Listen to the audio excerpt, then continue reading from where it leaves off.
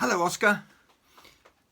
How are you? I hope you're well and having fun and having lots of playtime. I love the picture of you playing very quietly with your little sister Annabelle. I thought it was lovely. You were both playing with the same sort of bricks. I thought that was very nice indeed, and good on you for being so nice. Well, it's love from us here, Granny and me, Grandpa, and of course Moosey. So Moosey, how are you today? I'm good. I'm good. I'm good. Says Moosey. There we are. Okay, so shall I be? Do you think I should be reading Moosey? Yep.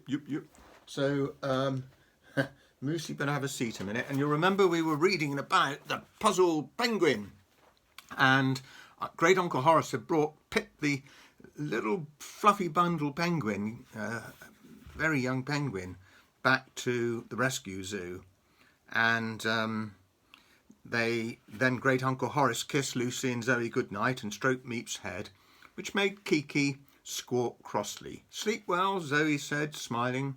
"I'm sure we will, my dear. Did you know that emperor penguins sleep standing up with their beaks tucked underneath a flipper? Did you know that, Oscar? I didn't. Emperor penguins sleep standing up." There we are. Great Uncle Horace smiled down at the sleepy penguin. He winked at Zoe and lowered his voice to a whisper. "Kiki does tend to snore quite loudly. Let's hope the little chap doesn't mind." There's Kiki there in the picture. Whoa. Zoe smiled as Great Uncle Horace picked up the little penguin. Zoe bent down and stroked his soft, fluffy little head. He blinked curiously up at her. "I wish I could speak to you now," she thought, "but I have to wait until we're on our own."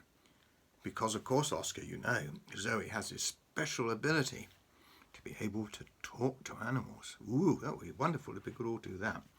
If you could do that, you could go down to the wildlife park and you could speak to the bears, couldn't you? That would be interesting. Anyway, Chapter 7, A Puzzled Penguin. Look, and there's lots of penguins there on some ice floes. Isn't that nice?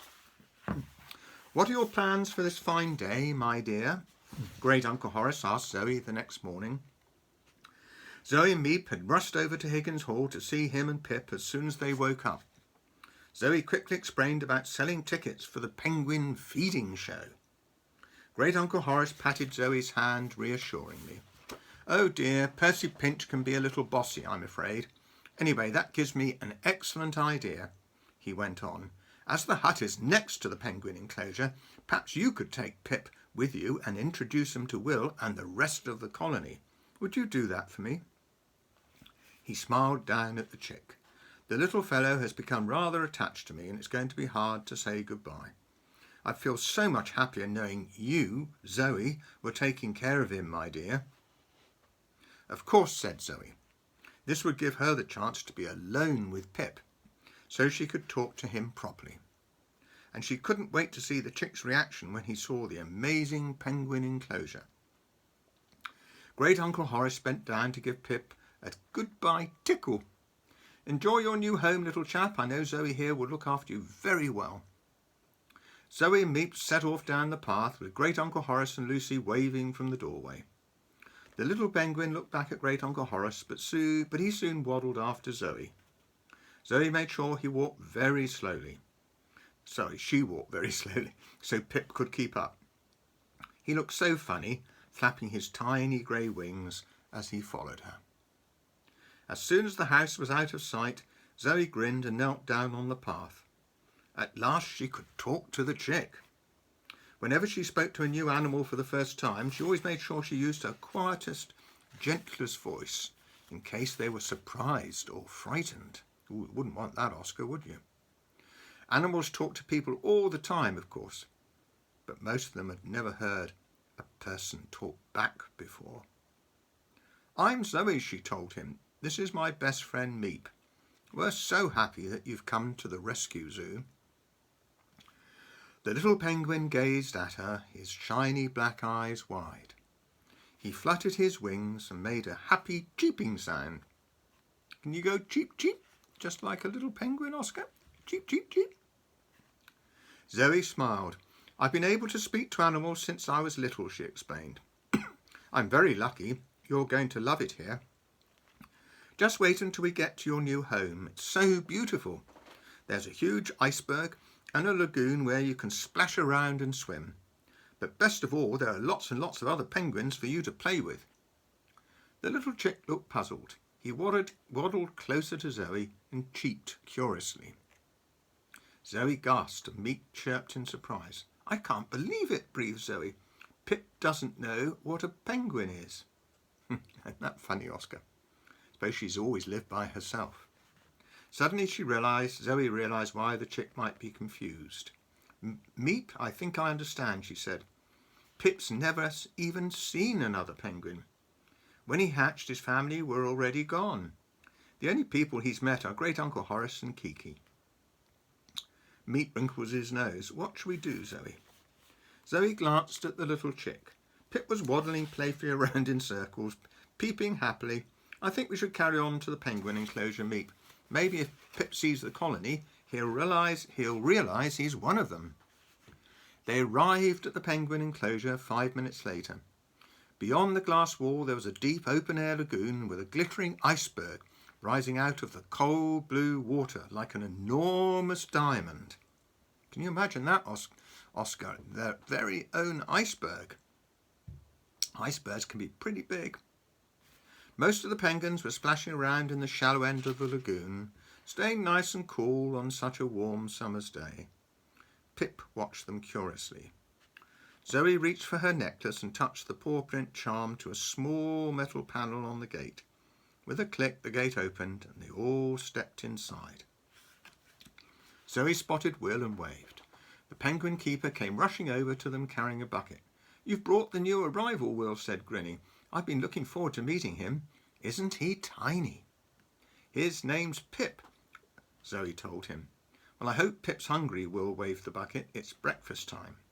He walked over to the edge of the lagoon and began throwing handfuls of silvery krill into the water. With a chorus of excited squawks, the penguins swooped gracefully after the fish.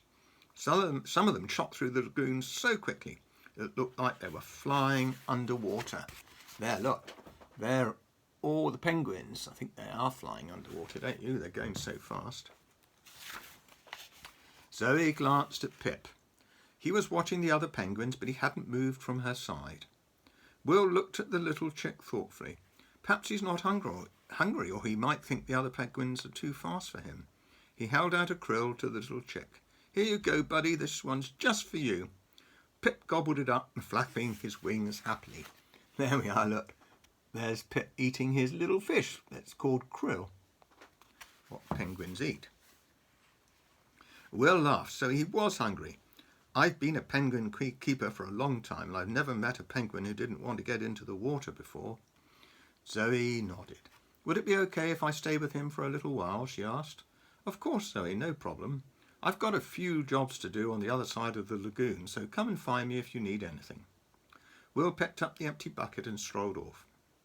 Zoe found a seat a little further away from the water on a warm, dry piece of rock. Meep scampered onto her shoulder, and Pip waddled after her, staying close. Zoe couldn't help smiling as the chick cuddled up next to her. These are all penguins, Pip, like you, she whispered. See, birds have feathers and wings and beaks like you. Zoe pointed to Pip's fluffy tummy and little beak. Humans like me have arms and legs and we don't have feathers. Penguins are birds. Come and meet the others, then you'll see they're just like you, Zoe suggested. She glanced across to the other side of the lagoon, making sure Will was too far away to hear her, and then called out softly to them. Pearl, Poppy, come over here. There's someone I'd like you to meet. There we are, look, there's Zoe calling out to Pearl and Poppy, the other penguins. And you see Pip is sat on her lap, isn't he? He does look like a really fluffy little ball. This is Pip, everyone, Zoe explained. Great Uncle Horace brought him back to the rescue zoo yesterday from the South Pole. Gosh, the South Pole, Oscar, that's a long way away. Can you get Daddy to point to it on the map? That might be nice, wouldn't it? He was all by himself so we need to take extra special care of him. Pip gazed solemnly up at the older birds, who flapped their wings and made excited squawking sounds, welcoming the little chick. You looked as if you were having lots of fun in the water this morning, Zoe said to the penguins. Why don't you take Pip for a swim? Poppy fluttered to her tail feathers eagerly and leapt straight back into the lagoon to show Pip how easy it was. Zoe giggled. But the little chick wouldn't leave Zoe's side. When Pearl and Poppy tried to encourage him to follow them into the lagoon, Pip covered his eyes with a flipper and shook his head. He doesn't want to swim, Oscar. So what's Zoe going to do you think? Zoe bent down to listen to what he was saying. You know you're not a penguin because you can't swim. But Pip, I'm sure you can. You just have to practice. But Pip just shook his head again. Eventually the penguins gave up and jumped back into the water. Zoe was very disappointed. She'd been so sure that Pip would love his new home, but he just didn't want to join in. What shall we do now, Zoe? Meep said anxiously. Zoe sighed. I wish we could stay with Pip, but we have to go and sell tickets. She knelt down in front of the little penguin. Meep and I have to go now, she explained sadly. But we'll come back tomorrow, I promise. She walked towards the gate, but Pip waddled after her. Zoe smiled. No, this is your home now. You have to stay here. Pip cheeped and hopped up and down. Zoe shook her head. You won't be lonely. You've got all the other penguins to play with. See you soon. She jumped outside and shut the enclosure door firmly. Zoe and Meep looked at each other sadly as they heard Pip peeping for them from inside the enclosure. Zoe's heart melted. She flung open the enclosure door and the tiny penguin rushed out so fast he bumped into her legs. Yay, Meep chattered. Can he live with us? Zoe looked determined as Pip hopped up and down happily. No, she told him. Pip belongs here with the penguins. And we're going to prove it to him.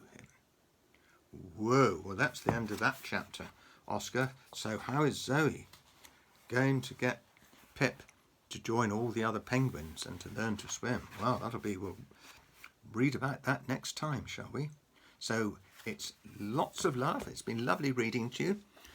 I hope you're having a lovely day, and I hope that school's going well and you're looking forward to going back tomorrow. Look forward to hearing more reports about what you've been doing at school, and I expect you'll be getting some pumpkins ready soon for Halloween, won't you?